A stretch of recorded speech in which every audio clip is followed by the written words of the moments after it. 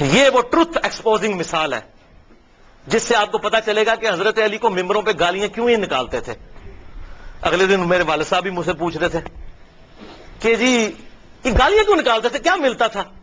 سوال تو بڑا زبردست ہے. اتنے سال تک گالیاں نکالتے رہے, ان کو ملتا کیا تھا حضرت علی کو گالیاں نکال کے؟ Brain washing. لوگوں کے دلوں سے وہ خلافت راشدہ کو بچانے کی آخری کوشش نکل جائے تاکہ ملوکیت محفوظ رہے. یہ تھی وجہ, اور وہ آپ کو اس حدیث میں پتا چلے گی. سنن نبی داؤد 4131, شیخ البانی نے بھی صحیح کہا, زبیر علی زئی صاحب نے بھی صحیح کہا. اس میں آپ کو یہ بات پتا چل جائے گی حضرت حسن کے بارے میں. سیدنا مقدام بن مادی رضی اللہ تعالیٰ عنہ بڑے جلیل القدر صحابی ہیں. انہی سے وہ ابو داؤد میں حدیث ہے کہ مجھے اللہ تعالیٰ نے قرآن اور اس کی مثل عطا کیا, یعنی سنت. مقدام بن مادی یہ حضرت میر معاویہ کو ملنے کے لیے گئے شام میں, اور وہاں پر بیٹھے ہوئے ایک خبر آئی تو حضرت میر معاویہ نے کہا مقدام تجھے پتا ہے کہ حسن فوت ہو گئے؟ تو حضرت مقدام نے کہا انا للہ و انا الیہ راجعون. ایک مسلمان کے مرنے پہ یہی کرنا چاہیے نا. لیکن حضرت حسن فوت نہیں ہوئے تھے, قتل کیے گئے تھے. المصنف ابن ابی شیبہ میں موجود ہے انٹرنیشنل نمبرنگ کے مطابق 37,359, اور المستدرک الحاکم میں پورا چیپٹر ہے. حضرت حسن کو زہر دیا گیا تھا. وہ زہر کیوں دیا وہ آپ کو پتا چل جائے گا. شہید کیا گیا بڑی چھوٹی سی عمر میں, 49 ہجری میں. تو حضرت حسن کی وفات کی خبر پہنچی تو مقدام نے پڑھا انا للہ و انا الیہ راجعون. تو حضرت معاویہ نے کہا کہ مقدام تو حسن کے مرنے کو امت کے لیے مصیبت سمجھ رہا ہے؟ استغفر اللہ, اللہ اکبر, استغفر اللہ. اب جب انہوں نے یہ بات کی تو انہوں نے کہا میں حسن کی وفات کو مصیبت کیوں نہ سمجھوں. میں نے خود دیکھا حضور صلی اللہ علیہ وسلم دائیں طرف حسن کو بٹھاتے تھے اور بائیں طرف حسین کو, اور کہتے تھے حسن مجھ سے ہے, حسین علی سے ہے. اور تو کہہ رہا معاویہ کہ میں حسن کی وفات کو مصیبت شمار نہ کروں. اور پھر حضرت معاویہ کا ایک چمچہ وہاں سے بولا, حسن جو ہے وہ آگ کا ایک انگارہ تھا, اللہ نے اسے بجھا دیا. اللہ, یہ او خدا کے لیے میرے شیعہ دوستو سمجھو یہ کون سی پارٹی ہے جو صحابہ کے بارے میں بکواس کرتی ہے. اگر آپ واقعی شیعہ نے علی, آئی ایم شیعہ پولیٹیکلی, جیسے امام شافعی نے فرمایا تھا اہل بیت کی محبت کا نام رافضی ہونا ہے تو میں رافضی ہوں. رافضی صحابہ کرام پر لعنت نہ کرے کوئی شیعہ, وہ تو حضرت علی کا ماننے والا ہی نہیں, وہ شیعہ علی ہے ہی نہیں, وہ شیعہ معاویہ ہے. تو یہ دیکھیں وہ چمچہ کہتا ہے حسن آگ کا انگارہ تھا, اللہ نے بجھا دیا. اللہ اکبر. مقدام نے کہا اللہ کی قسم معاویہ تو نے میرے دل کو آگ لگا دی ہے, میں اس وقت تک یہاں سے نہیں اٹھوں گا جب تک کہ تجھے آگ نہ لگا دوں. یہ ہے انڈر پروٹیسٹ اور اعلان حق جابر حکمران کے سامنے غلط بات کو غلط کہنا. میں تجھے آگ لگا کے یہاں سے اٹھوں گا. معاویہ اللہ کی قسم اگر میں جھوٹ بولوں مجھے یہاں پر ٹوک دینا, اگر میں سچ کہوں تو مجھے بتا دینا. سن معاویہ میں تجھے اللہ کی قسم دے کے پوچھتا ہوں, کیا رسول اللہ نہیں فرمایا تھا کہ سونا مرد کے لیے حرام ہے؟ حضرت معاویہ نے کہا ہاں کہا تھا. اللہ کی قسم دے کر پوچھتا ہوں کیا حضور صلی اللہ علیہ وسلم نے مرد کے لیے ریشم کو حرام نہیں فرمایا؟ کہا تھا. اللہ کی قسم دے کر پوچھتا ہوں کہ آپ صلی اللہ علیہ وسلم نے درندوں کی کھالیں اور متکبرانہ لباس اور درندوں کے اوپر سواری کرنے کو حرام نہیں فرمایا تھا؟ حضرت معاویہ نے کہا ہاں کہا تھا. ان کا معاویہ یہ تینوں کام تیرے گھر میں ہوتے ہیں, تینوں حرام کام ہوتے ہیں تیرے گھر میں. وہ جو میں نے کہا نا انڈر پروٹیسٹ. حضرت معاویہ نے کہا مقدام مجھے پہلے ہی پتا تھا میں باتوں میں تجھ سے جیت نہیں سکتا. تھی سانو حدیث سنا دو جی امام خلیفہ کے مقابلے نبی دی حدیث آ جائے, ایتھے دیکھو اتنا ہی کافی ہے. تو انہوں نے جب یہ حدیث بیان کی پھر کہا کہ لاؤ مقدام کو کچھ مال دو. اتنا لا کے ڈھیروں مال دیا گیا. حضرت مقدام نے وہی غریب لوگوں میں اس کے سامنے تقسیم کیا. ان کا مجھے مال کی حاجت نہیں, میں نے جو حق ادا کرنا تھا وہ کر دیا. یہ تھا بات بھائی. حسن انگارہ کیوں تھا ان کے لیے؟ صلح حسن ایک ٹریٹی کے تحت, ایک معاہدے کے تحت ہوئی تھی جس میں بڑی بڑی شرطیں یہ تھیں کہ معاویہ تم اپنے مرنے کے بعد امت کو شورا پر چھوڑو گے جس طرح کہ شیخین نے چھوڑا تھا, ابو بکر عمر نے. اپنا خلیفہ کسی کو خود نامزد نہیں کرو گے, اپنی اولاد میں نہیں کرو گے, اور مال فہ میں سے اور مال غنیمت میں سے جو حصہ اہل بیت کو ملتا ہے قرآن کی روح سے مال غنیمت کا وہ ملتا رہے گا. اسی طریقے سے تم جو ہے وہ میرے باپ کے اوپر ممبروں پر لعنت نہیں کرو گے, کیونکہ پہلے سے لعنت شروع ہوگی. شام کے گورنر تھے وہیں سے لعنت شروع کی تھی, یہ ختم کرو گے. لیکن کسی بات پر عمل نہیں ہوا. الٹیمیٹلی پھر انجام کیا ہوا؟ وہ صحیح بخاری کے اندر حدیث ہے، 7109 نمبر حدیث. حضرت حسن کو حضور صلی اللہ علیہ وسلم نے اپنی گود میں اٹھایا ہوا تھا، ٹھیک ہے، اور یہ حدیث شروع یوں ہوتی ہے کہ جب حضرت علی کی شہادت کے بعد لوگوں نے حضرت حسن کو خلیفہ چنا. یہ بھی یاد رکھیے، حضرت علی نے حضرت حسن کو خلیفہ نہیں بنایا. حضرت علی نے اپنا خلیفہ کسی کو نہیں بنایا. سنی شیعہ کتابوں دونوں میں لکھا. انہوں نے کہا میں یہ وزن نہیں اٹھاؤں گا، میں امت کو اسی طرح چھوڑ کے جا رہا ہوں، اپنا خلیفہ خود چننا، جس طرح حضور کی وفات کے بعد ہم نے ابو بکر کو چنا تھا، میں نے نہیں کسی کو بتانا. پھر لوگوں نے مشورہ کر کے حضرت حسن کو چنا. حضرت حسن نے 40,000 کا لشکر لے کے آئے. صحیح بخاری 7109. سامنے سے حضرت امیر معاویہ عمر بن عاص کہتے ہیں کہ معاویہ یہ تو وہ لشکر ہے جس نے موت پہ بیعت کی ہے، یہ تو ہماری تکہ بوٹی کر دے گا.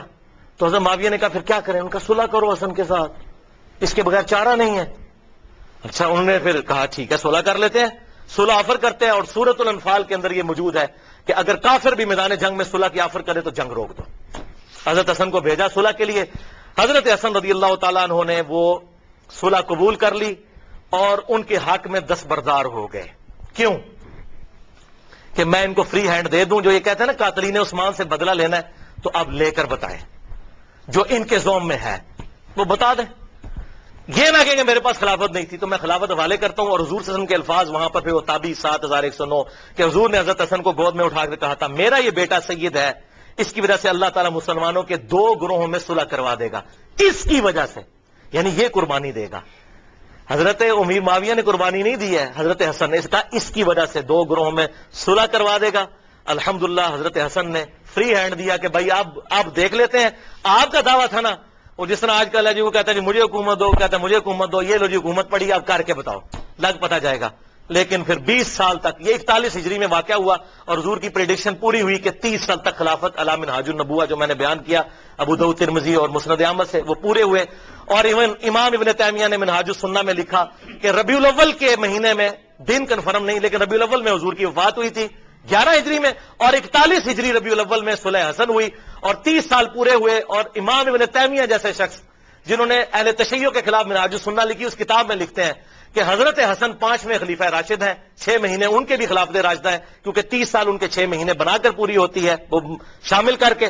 لہذا امیر معاویہ رضی اللہ تعالیٰ عنہ یا یزید ابن معاویہ، یہ دونوں خلیفہ راشد نہیں بلکہ اسلام کے بادشاہ ہیں. یہ انہوں نے لکھا.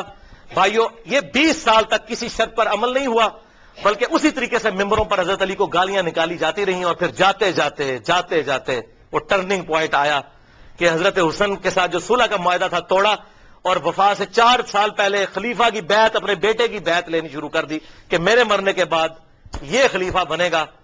اب مولا حسین میدان میں اترتے ہیں، لیکن مغرب کی نماز کے بعد انشاءاللہ تعالی. بھائیو، ابھی تک تقریباً ہماری 1.5 گھنٹے کی گفتگو ہو چکی ہے، اور اب انشاءاللہ یہ 25-30 منٹ میں ہماری گفتگو کنکلوڈ ہو جائے گی.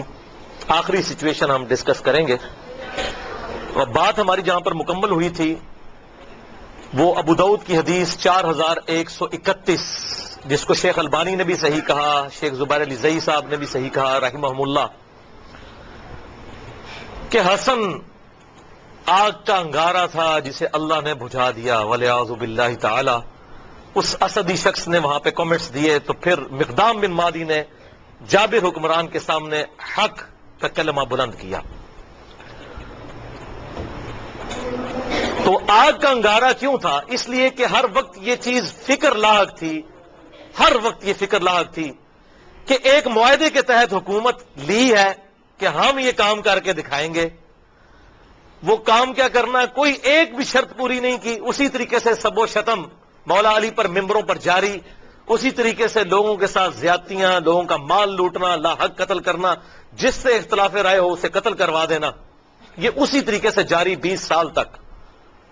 تو ڈر لگا ہوا تھا کہ اگر حسن زندہ ہوا تو پھر تو وہ معاملہ کسی بھی وقت اس انگارے میں آگ بھڑک سکتی ہے اور لوگ پھر نواسے رسول کی وجہ سے میدان میں اتر سکتے ہیں.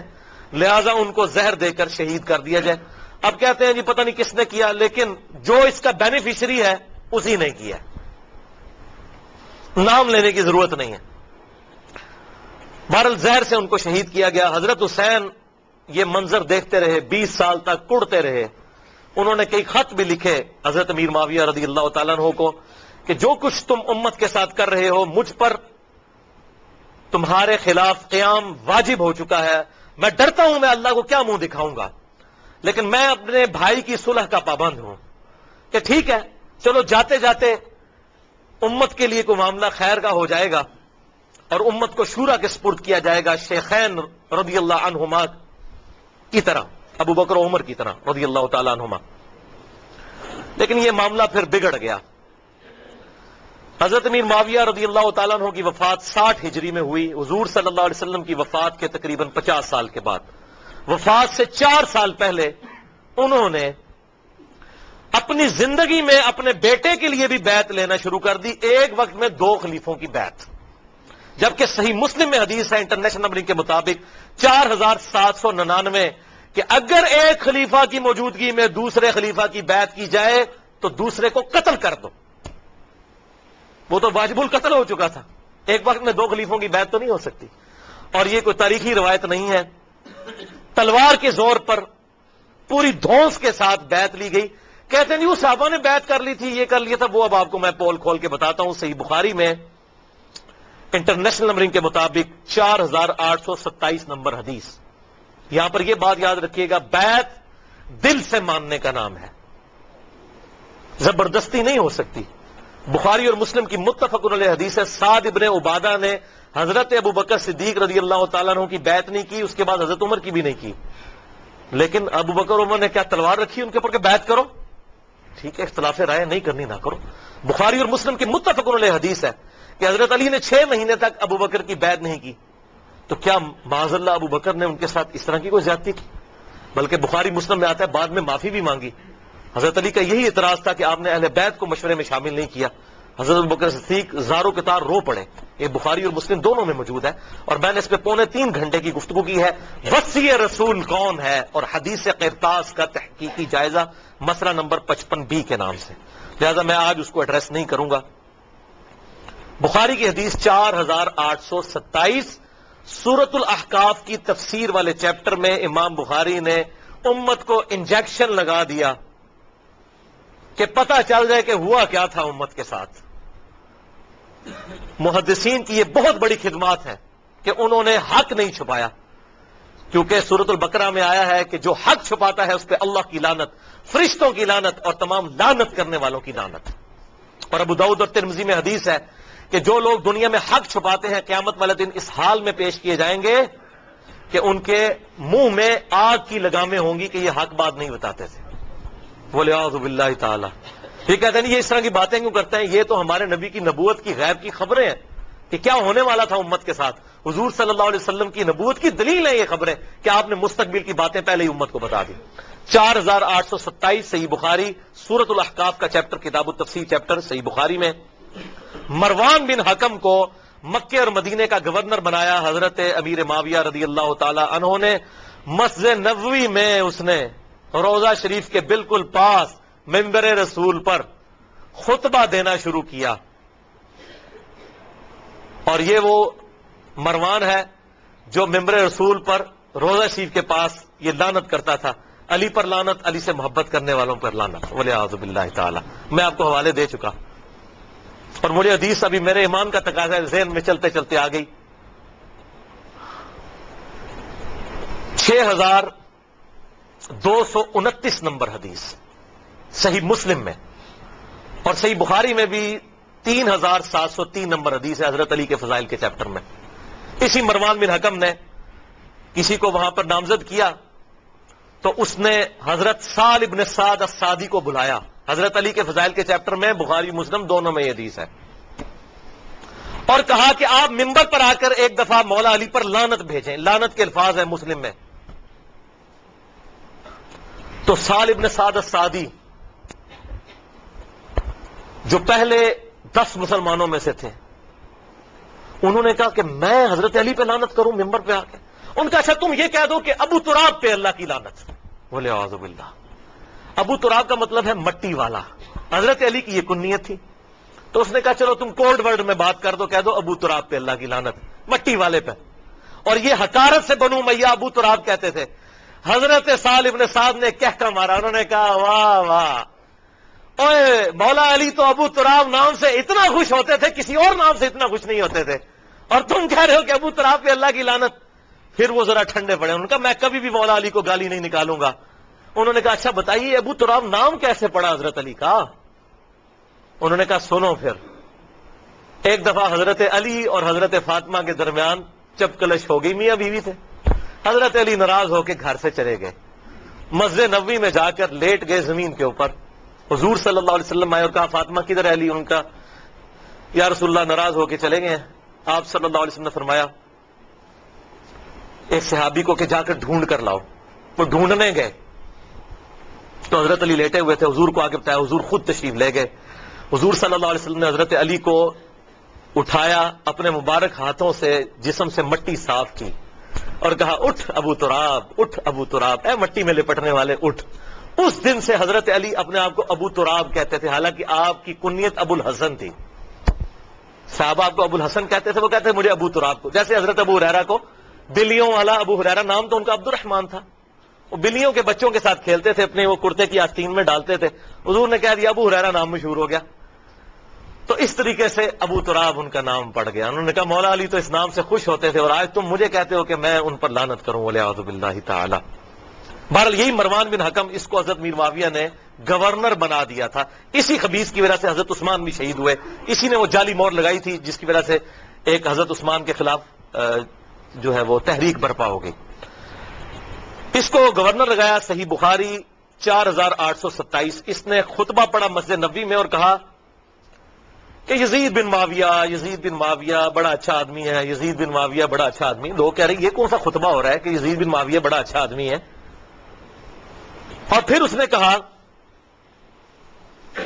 کہ اللہ تعالیٰ نے امیر المومنین حضرت معاویہ بن ابی سفیان رضی اللہ تعالیٰ عنہ کو ایک بڑی اچھی بات سجھائی ہے. وہ امت کے وسیع تر مفاد میں چاہتے ہیں کہ اپنے بیٹے کو اپنے بعد خلیفہ نامزد کر دیں. ادھر ہمارے حکمران بھی کہتے ہیں نا امت کے وسیع تر مفاد میں, پاکستان کے وسیع تر مفاد میں. اچھا, وہاں پر حضرت ابو بکر کا بیٹا کھڑا ہوا, عبد الرحمن بن ابی بکر, حضرت عائشہ کا بھائی. اور امام بخاری نے نقل نہیں کیا کہ اس نے کیا کہا. انہوں نے کوئی چوبے والی گل کی تھی, میں گل دسنا کیڑی ہے. اس نے ایک بات کی, انہوں نے صحابی تھے وہ, اور مروان تڑپ اٹھا. اس نے کہا پکڑو اس ابو بکر کے بیٹے کو. ایسی کی تیسی یہ لوگ حکمرانوں کے خلاف بولتے ہیں, کلمہ حق بلند کرتے ہیں. حضرت عبد الرحمن بن ابی بکر جو ہے بھاگ کے حضرت عائشہ کے حجرے میں چلے گئے. حضرت عائشہ اسی مسجد نبوی کے ساتھ حجرہ تھا حضور صلی اللہ علیہ وسلم کی قبر مبارک کے پاس. وہاں جا کر پناہ لی تو مروان پھر بھی اس کا غصہ نہیں ٹھنڈا ہوا. باہر سے حضرت ابو بکر کی اولاد کے بارے میں اس نے الفاظ استعمال کیے. تو عبد الرحمن بن ابی بکر وہی ہے نا جس کے بارے میں قرآن میں سورۃ الاحقاف میں آیت نازل ہوئی ہے کہ یہ کافر کہتا ہے اپنے ماں باپ کو کہ تم مجھے کہتے ہو کہ مرنے کے بعد مٹی سے دوبارہ زندہ کیا جاؤں گا, یہ جھوٹے وعدے تم مجھے دیتے ہو. ابو بکر کے بیٹے کہ تیرے بارے میں آیا تھا, تو ہے وہ کافر. ولیعوذ باللہ. حضرت عائشہ سے نہ رہا گیا. انہوں نے کہا اسکت, خاموش ہو جا. آل ابی بکر کے بارے میں قرآن میں کوئی آیت نازل نہیں ہوئی سوائے میری شان میں جو اللہ نے سورہ نور میں اعلان برات کیا تھا, مجھ پر تہمت لگی تھی. تو آج آل ابی بکر کے بارے میں یہ بات کرتا ہے. یہ تو تھی بخاری میں. اب اس کی حدیث کا ترک المستدرک للحاکم میں 8483, سنن نسائی الکبرى میں 11491, اور تفسیر ابن کثیر میں اسی جگہ پر امام ابن کثیر یہ سارے ترک لے کر آئے. اور فتح الباری میں صحیح بخاری 4827 کی شرح جو فتح الباری ابن حجر اسقلانی نے لکھی, انہوں نے یہ سارے ترک نقل کیے. کہ وہ کہا کیا تھا جب اس نے کہا نا اللہ تعالیٰ نے امیر المومنین کو یہ بات سجھائی ہے کہ وہ امت کے وسیع تر مفاد میں اپنی اولاد کو خلیفہ بنانا چاہتے ہیں, تو ساتھ اس نے کہا جیسا کہ ابو بکر نے بھی تو عمر کو خلیفہ بنایا تھا. تکو ذرا, کدھر ابو بکر, حضرت عمر کوئی حضرت ابو بکر کے بیٹے تھے؟ حضرت ابو بکر کے تو 2 بیٹے جوان تھے, محمد بن ابی بکر, عبد الرحمن بن ابی بکر. تو عبد الرحمن بن ابی بکر وہیں بیٹھے تھے. انہوں نے کہا اور تو سیدھی طرح کیوں نہیں کہتا تیرا امیر المومنین معاویہ بن ابی سفیان کیسر و کسرا کی سنت کو زندہ کرنا چاہتا ہے, ابو بکر اور عمر کی سنت نہیں. ابو بکر اور عمر نے اپنی اولاد کو نہیں نوازا, اور تیرا امیر المومنین اپنی اولاد کو نوازنا چاہتا ہے. ابو بکر کا بیٹا تھا, جینز ابو بکر کے تھے. جوش میں انہوں نے جب یہ کلاس لی, پھر انہوں نے کہا پڑھو انہوں, بول رہا ہے گل ہوئی سی. پھر وہ چھپ گئے, اور یہاں پر حضرت عائشہ نے پھر اس کو چپ کروایا مروان کو, اور ساتھ ایک بات کہی جو اس حدیث میں موجود ہے, اور کہا مروان تو ابو بکر کی اولاد کے بارے میں بکواس کرتا ہے، تیرے باپ کے بارے میں حضور صلی اللہ علیہ وسلم نے فرمایا تھا حکم پر لعنت، حکم کی اولاد پر لعنت، تو اسی حکم کا بیٹا ہے مروان بن حکم، تو اپنے باپ کی پشت میں تھا جب اللہ کے نبی تجھ پر لعنت کر کے گئے تھے۔ یہ حضور کی غیبی خبریں الحمدللہ۔ اور ایک اور غیبی خبر سنیں، مسند ابی یعلا میں انٹرنیشنل نمبر کے مطابق 6461، جسے شیخ البانی بھی صحیح کہتے ہیں، شیخ زبیر علیزئی صاحب بھی ٹھیک کہتے ہیں، کہ سیدنا ابو ہریرہ کہتے ہیں کہ آپ صلی اللہ علیہ وسلم نے ایک خواب دیکھا کہ آپ کے ممبر پر بنو حکم، یہی مروان بن حکم اور اس کی اولاد، اچھل کود رہے ہیں، تو حضور بڑے غصے کی حالت میں گھر سے باہر نکلے اور آپ نے کہا کہ میں نے بنو حکم کی اولاد کو اپنے ممبروں پر بندروں کی طرح اچھلتے ہوئے دیکھا ہے، یعنی میرے بعد یہ میرے ممبروں پر آ کر بیٹھیں گے۔